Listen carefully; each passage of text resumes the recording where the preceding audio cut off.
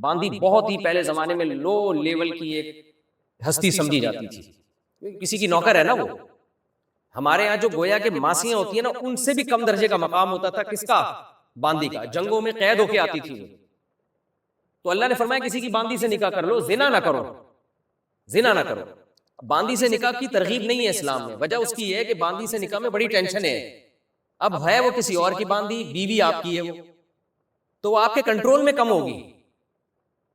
بھائی اس کا تو مالک اس کو اپنی خدمت میں رکھے گا، جا دکان سے 6 انڈے لے آ، جا یہ لے آ، جا وہ لے آ. آپ کے لیے تو وہ آپ تو بیٹھے ہوگے یار میں نے مہر بھی دے دیا اور شادی بھی ہو گئی، رہتی یہ میرے پاس ہے نہیں. تو ٹینشن ہے یا نہیں ہے؟ صرف آپ کو اتنا فائدہ ہوگا کہ بھائی وہ صرف آپ کا اس سے ریلیشن جائز ہوگا، باقی کسی کا اس سے ریلیشن جائز نہیں ہے. اولاد ہوگی تو آپ کی اولاد ہوگی وہ، یعنی اس سے جب اولاد ہوگی. اب مولا صرف اس سے ایسی خدمت تو لے سکتا ہے کہ دکان سے انڈے لیا، دہی لیا. مولا کا جو اس کا آقا ہے اس کا اس سے ریلیشن جائز نہیں ہوگا. سمجھتے ہو کہ نہیں سمجھتے؟ کتنی بڑی ٹینشن ہے اس میں. تو اللہ نے کہا زنا سے بہتر ہے کہ یہ کام کر. اگرچہ اس میں بڑی ٹینشن ہے. ایک تو باندی ہے، وہ ظاہر ہے جب آپ کی کسی کی باندی سے آپ نکاح کرو گے تو بیوی کا تو ایک مینٹالٹی بھی ہوتی ہے نا، تو بہت ہی لو خاندان کی ہوگی وہ، تو آگے نسل پہ بھی فرق پڑ سکتا ہے. لیکن اللہ نے کہا کہ زنا سے بہرحال کیا ہے، یہ بہتر. تو اس سے ہمیں کیا سبق ملتا ہے؟ آج باندیاں نہیں ہیں لیکن اس سے ہمیں یہ سبق ملتا ہے کہ یہ جو لوگ کہہ رہے ہوتے ہیں نا ہمیں کوئی خاندانی رشتہ نہیں مل رہا، اور اس چکر میں زنا کی طرف اور الٹے سیدھے کاموں کی طرف گئے ہوئے ہوتے ہیں وہ، اور خاندانی کی تلاش میں بڈھے ہو جاتے ہیں اور پتہ نہیں کیا کیا کر بیٹھتے ہیں. اس سے بہتر ہے قرآن نے حل بتایا کہ بھائی تم کسی کم خاندان والی عورت سے نکاح کر لو. لیکن یہ سوسائٹی میں اس وقت تک ممکن نہیں ہے جب تک 2 شادیوں کا 3 شادیوں کا رواج ہے، ورنہ یہ پاسبل مرد کے لیے ہے نہیں. صحابہ یہ کام کر لیتے تھے، چلو فی الحال کسی کی باندی سے نکاح کر لیتے ہیں، گزارا ہو جائے گا، برائی سے بچ جائیں گے. جب اللہ گنجائش دے گا، کاروبار بڑھے گا، پیسہ آئے گا تو کسی خاندانی عورت سے کر لیں گے. اب ہماری سوسائٹی میں کیا ہے، مرد کو پتا ہے کہ میں نے زندگی بھر ایک ہی شادی کرنی ہے، لہذا وہ کمپرومائز کرتا ہی نہیں. اس کا نتیجہ عورت کو نقصان ہوتا ہے. اب دیکھو اگر 2 شادیوں کا سوسائٹی میں رواج ہو تو مرد کیا کرے گا؟ اپنی حیثیت سے کمتر میں پہلی شادی کر لے گا کہ نہیں کر لے گا؟ اس میں فائدہ کس کو ہے؟ اس عورت کو. بھائی آپ کا تو لیول گر گیا، آپ نے بہت کم لیول سے شادی کر لی، لیکن اس لڑکی کو اپنے لیول سے بہت اونچا رشتہ مل گیا کہ نہیں مل گیا؟ تو اس میں فائدہ مرد کو ہے یا عورت کو ہے؟ مجھے لگ رہا ہے آپ لوگ سننے کے موڈ میں نہیں ہوا. یار میں نے چائے کا بولا تھا، نہیں کہاں گئی یار؟ آ رہی ہے آج میری طرف سے سب کی چائے کی دعوت خاندانی آ رہی ہے. تو میں نے جو فلسفہ بیان کیا قرآن سے وہ سمجھ میں آیا؟ قرآن صحابہ کو کہہ رہا ہے اور ہمیں بھی کہہ رہا ہے کہ بھائی اگر تمہیں کوئی اچھا رشتہ نہیں مل رہا، خلاصہ اس آیت کہی ہے، تمہاری آمدن کم ہے، چھڑے چھاٹ ہو. انسان کی آمدن ایک دم سے نہیں ہو جاتی ہے. 18-20 سال کے جو لونڈے لپاڑے ہوتے ہیں ان کو تو پان گٹکے کے پیسے نکالنا مشکل ہوتا ہے. یہ اکثر مالدار لوگ ہوتے ہیں 45 50 60 سال کے بعد جا کے تجربہ ہوتا ہے اور دولت آنا شروع ہوتی ہے. اس عمر میں اکثر لوگوں کے پاس پیسہ نہیں ہوتا. تو اللہ نے کہا ہے کہ پیسہ، اور لڑکی والے سب سے پہلے کیا دیکھتے ہیں؟ پیسہ دیکھتے ہیں.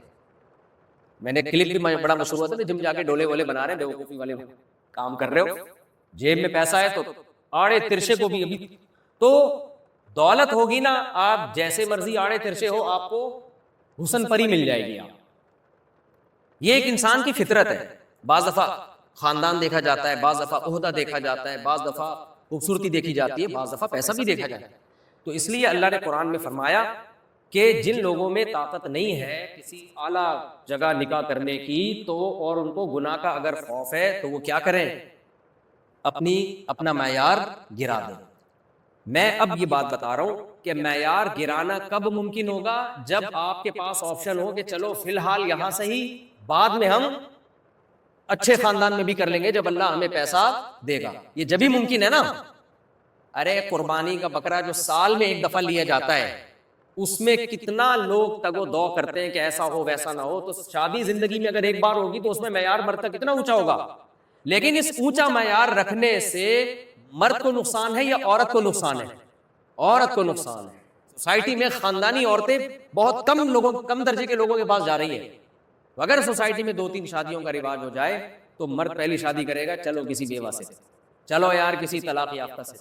چلو یار وہ انٹی ہو گئی ہیں، عمر میں بہت زیادہ ہو گئی، میری میرے سے 25 26 30 سال بڑی ہے، اب چل زنا سے تو بہتر ہے نا، گزارا ہو جائے گا یار، زنا سے تو بچ جاؤں گا نا میں، چلو فی الحال گزارا چلاؤ، پھر اللہ جب پیسہ دے گا تو پھر ایک چھڑی کماری بھی لے آئیں گے، کوئی چھڑی چھاٹ، چھڑی کہتے ہیں نا کماری، کوئی خوبصورت سی لے آئیں گے، کوئی خاندانی لے آئیں گے. تو یہ جب ممکن ہے جب 2-3 شادیوں کا سوسائٹی میں رواج ہو. قرآن احکام ہمیں نکاح کے اسی سوسائٹی کے حساب سے دیتا ہے جس میں 2-3 شادیوں کا رواج ہو. ایک والے کو تو قرآن میں ہے ہی نہیں ہے، اس کو کوئی تذکرہ ہی نہیں. تو اس کا فائدہ کس کو ہوگا؟ عورتوں کو فائدہ ہوگا کہ بیوہ طلاق یافتہ عورتوں کو کنوارے مرد مل جائیں گے، ایجڈ عورتوں کو جوان مرد مل جائیں گے، غریب عورتوں کو مالدار مرد مل جائیں گے. لیکن مردوں نے قسم اٹھائی ہوئی ہے کچھ بھی ہو جائے اس طرف نہیں آنا، مرو دفع ہو، جو مرضی کرنا ہے، اپنی زندگیاں برباد کرو، برباد ہو گئے. پھر جب تم دیر سے شادی کرتے نا، وہ پٹانگ ادھر ادھر حرکتیں غلط کر کے، اس کے بعد شادی کے بعد بھی وہ حرکتیں چھوٹتی نہیں ہیں، یہ الگ نحوست ہے. اب ہم آگے چلتے ہیں جلدی جلدی تاکہ سارے مضامین ہمارے کمپلیٹ ہو جائیں. آگے اللہ نے فرمایا کہ لا تقتلوا انفسکم، آج کی صورت میں قتل نفس کی بھی بہت سخت برائی بیان ہے. جس نے کسی ایک جان کا قتل کیا مؤمنا متعمدا فجزاؤہ جہنم، اللہ کہتے ہیں اس کی سزا جہنم کی آگ ہے. وہ یہ نہ سمجھے کہ قیامت میں مجھے بھی لٹکا دیا جائے گا، نا، یہ دنیا کی سزا ہے کہ خون کا بدلہ خون، قیامت کی سزا جہنم کی آگ ہے. وغضب اللہ علیہ، اللہ کا اس پہ غضب ہوگا، ولعنہ، اللہ کی اس پہ لعنت، واعد لہ عذابا عظیما، اور بہت بڑا عذاب اللہ نے اس کے لیے تیار کر کے رکھا ہوا ہے. اور یہ بھی ہے خالدین فیہا، اس عذاب میں ہمیشہ رہے.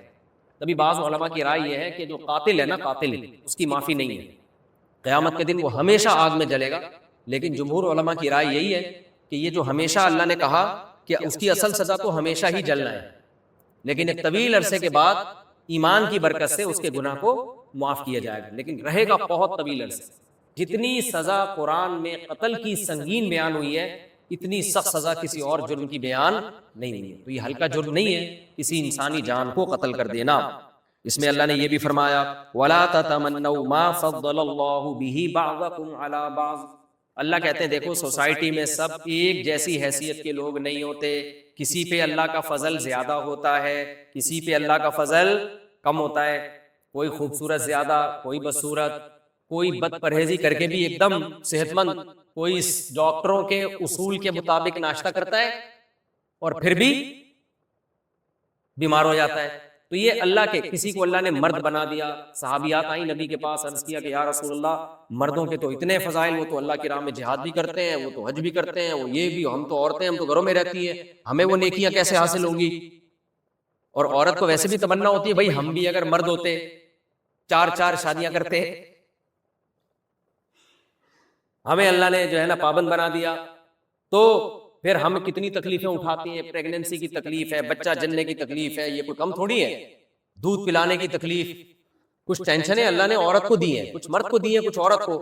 لیکن مرد ٹریولنگ کرتے ہیں، باہر جاتے ہیں، طاقتور بنایا، عورت کو کمزور بنایا.